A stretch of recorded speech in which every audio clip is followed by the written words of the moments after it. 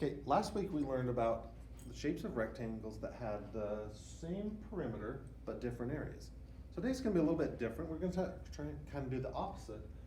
We're gonna look at rectangles that have the same area but different perimeters. We wanna know how can you use a perimeter to compare rectangles with the same area. I'm gonna show you what that looks like. And we're gonna look at a real world problem. Marcy is making a rectangular pen to hold her rabbits. You see her rabbits here? She's gonna make a pen to hold her rabbits. The pen needs to be 16 square meters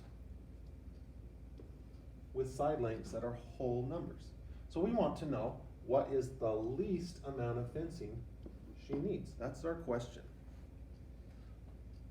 So she can make different size pens that have the same area, but she wants to use the smallest amount or the least amount of fencing possible. So we're going to use our graph paper here, and we're going to use our square tiles to make rectangles. And we're going to make as many rectangles as we can using only 16 tiles, because we want our area to be the same. But the perimeters will be different. I'm going to show you what that looks like. So we're going to record the rectangles on the grid, and we'll write the multiplication equation for the area and find the perimeter of each rectangle. So my first rectangle, I'm going to start with a perimeter of 1 this way, and it needs to be 16 square meters. So I need to go 1, 2, 3, 4, 5, 6, 7, 8, 9, 10, 11, 12, 13, 14, 15, 16. Okay, so this pen is going to be 1 by 1 by 16 by 16. That's our perimeter, but the area is 16 square units. So the area is 1 by 16. So the area is 16. But if I add up the perimeters, I get 16 and 16, which is 32, plus 2 more is 34. So 16 square meters, the perimeter is 34 meters. Because to find the perimeter, you add up all the outside edges. Now I can make a different shape. They'll have the same area, but the perimeter will be different.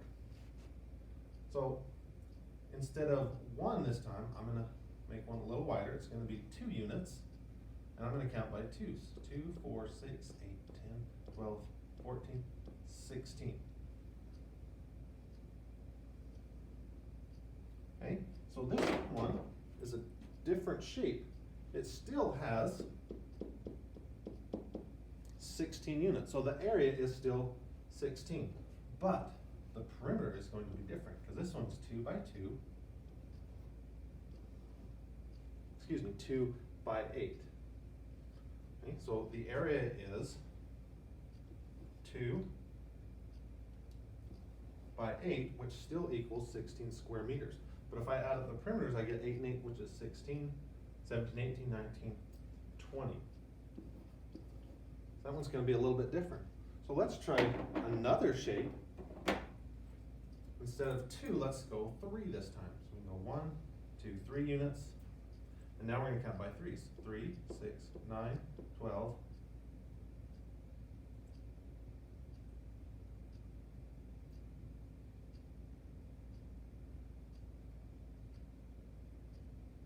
Oh, that doesn't work. I'm going to add one more. I can't count by 3s, but I can do by 4s. So let's try that again. 4, 8, 12, 16. So this shape is going to be 16 square units, but it's a different shape. You can see each side is 4 units long. So if I take 4 by 4, the area is still going to be 16, but the perimeter will be 4, 8, 12, 16. Now I could try making one more shape, but if I make this any bigger, it's going to look the same as this, but the shape is just going to be this way. So it's still going to be the same, it's just I'm drawing it a different way. So to use the least amount of fencing, Marcy should make a rectangular pen with side lengths of 4 meters and 4 meters. So the perimeter is 16 meters, It's the least amount of fencing that Marcy can use.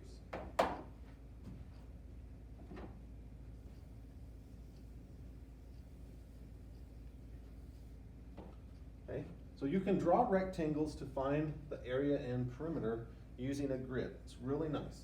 So if I wanted to find the area of 18 square units on the grid, the easiest way to start is with 1, and you just count to 18, and that's your first shape. I'm not going to count these just for the sake of time.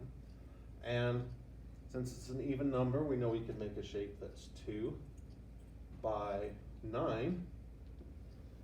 So it would look kind of like this. And you just find multiples of that number. So if I did a shape that's 3 units, that'd be 3, 6, 9, 12, 15, 18. It would look something like that.